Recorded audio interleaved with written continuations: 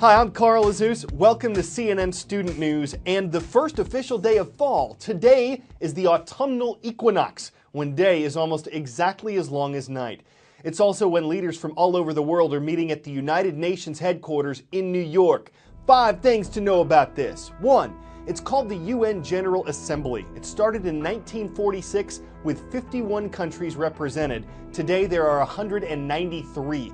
2. The General Assembly is one of 6 branches of the United Nations. It's the only branch that offers all member countries the chance to vote on various issues.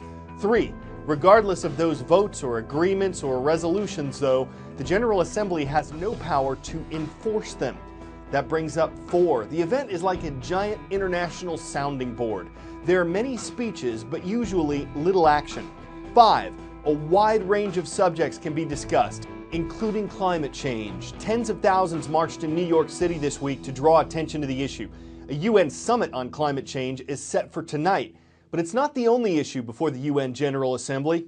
Inside this General Assembly hall where the nations of the world are supposed to get together in harmony, people have issues, beef with other countries and capitals. The United States will have beef with Russia over Ukraine. The United States will have beef with Syria, which is here, over the terrible violence that's gone on there for years. And oftentimes it'll have beef with either the Palestinians or Israel, whichever side they feel is not complying with Washington's wishes. This will not come as a surprise. There will not be a Middle East peace agreement signed at this year's General Assembly session. However, Israel and the Palestinians will definitely verbally duke it out. Gaza, the big battle for Gaza really inflamed the situation. There are no current peace talks. Right now, I'd say the big dispute is Ukraine-Russia. It doesn't seem to end despite whatever progress is made. I think you will see denunciations of Moscow from various Baltic nations and the West. And unless the situation drastically improves, I think that's what you're going to find as the major contest here. It's very rare for a health issue such as Ebola to dominate the headlines at the United Nations General Assembly. There is a real fear of it spreading. Western African leaders are going to be here. There's no doubt Ebola will be part of their remarks and will probably feature calls for help and global assistance to help fight the spread. Hillary Clinton, I believe, once said that 1 week of a General Assembly can take 1 year off your life. It can be exhausting. Many diplomats told me that appearing at the General Assembly for a world leader is like diplomatic speed dating. You got 5 minutes with this president, 2 minutes with this foreign minister. Presumably they all come with a schedule and an agenda and a goal of what they want to do, but it's a real hurly-burly of diplomatic activity. Time for the shout out. Where would you find Olympus Mons? If you think you know it, shout it out. Is it in Athens, Greece, Mars, Antarctica, or Halley's Comet? You've got 3 seconds. Go.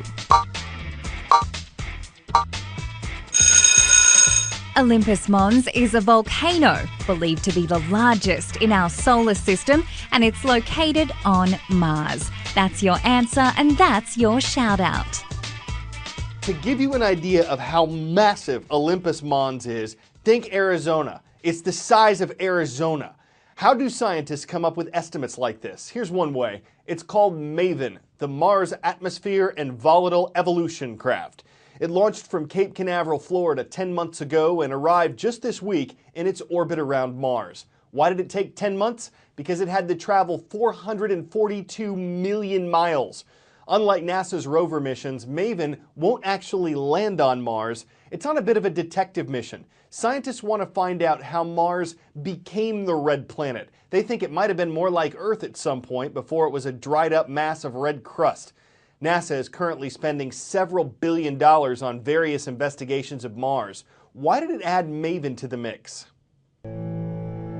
For scientists or space enthusiasts alike, Mars continues to amaze. It's no surprise the red planet is currently the subject of 5 active NASA missions, 3 in orbit and 2 on the surface. And liftoff of the Atlas V with Curiosity, seeking clues to the planetary puzzle about life on Mars. You've probably heard of Curiosity, NASA's rover studying the geology and climate on the ground. Now, NASA's 6th mission, MAVEN, is hoping to study Mars from above and answer a 4 billion-year-old question: what made the 4th planet from the sun turn red and barren? Scientists believe that Mars may have looked a lot like Earth, with blue skies and warm temperatures. We do believe that Mars at one point had liquid water, correct? Absolutely. Evidence in the rocks from Curiosity is literally unassailable. And we see the record even in the frozen materials in the soils today. Collecting new measurements of the planet's upper atmosphere will give those analyzing the data a better understanding of the climate change over the red planet's history. We expect to learn how the modern Mars works, really in detail, to see its climate state, to understand how the atmosphere has lost to space, how Mars may have lost a magnetic field, to take that information and map it back in time.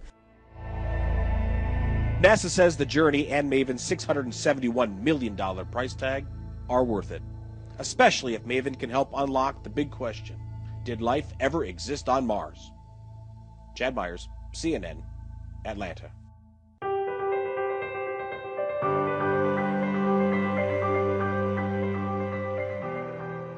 Elimelech Goldberg is both a rabbi and a black belt. For 12 years, he worked at a camp for children who are battling cancer. He's been able to take his knowledge of martial arts and use it to teach children that pain is a message they don't have to listen to. September is Childhood Cancer Awareness Month. It's a perfect time to introduce you to this CNN hero. I really hate when it hurts. It's a really sharp pain. I get all teary. The shots really scared me a lot, and they still scare me now. Come on. When children get a diagnosis like cancer or any major disease, they lose any sense of feeling that they're controlling their lives. They're prodded and poked and touched, and they're often so afraid. Our daughter, Sarah Basia, was diagnosed with leukemia. She was such an incredible little soul who taught me about the power that's inside of ourselves. Are you ready? Yes, sir! Okay, begin. Go! After our daughter passed away, I started a program that provides classes to children who are sick to teach them the martial arts. Good. To make them feel powerful. Every single type of martial arts uses the breath to take control. I'm a black belt in Choi Kwando. Hold it, and then release. We use the martial arts as a platform for meditation, for relaxation, to allow children to gain these tools. You're totally in control. To really face down so much of the fear and the anger that accompanies pain. Breathe in. And you can see that light on their face. I feel like their souls are shining. Hey, you did it! I do have the power to make the pain go away, and nothing's impossible. Nothing.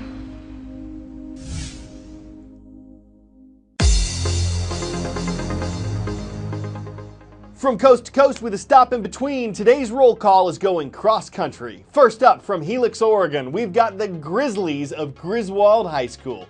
In Springdale, Arkansas, the Golden Eagles are flying high over Lakeside Junior High School. And in Monroe, North Carolina, we're calling on the Panthers of Piedmont High School. Thanks to all of you for your requests at cnnstudentnews.com.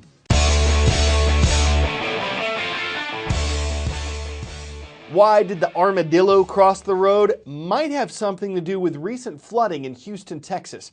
Whatever the reason, it needed some help to do it safely, and it got it from a police officer to serve and protect people and armadillos. You can't hear it in this video, but the officer calls it Buddy.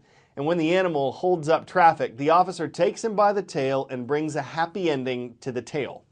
Guess he considered the animal armored and dangerous, but even if it was living on borrowed time, the officer had to get him out of trouble in order to fix the situation. It was for a good cause. I'm Carl Azus for CNN Student News. We'll see you Wednesday.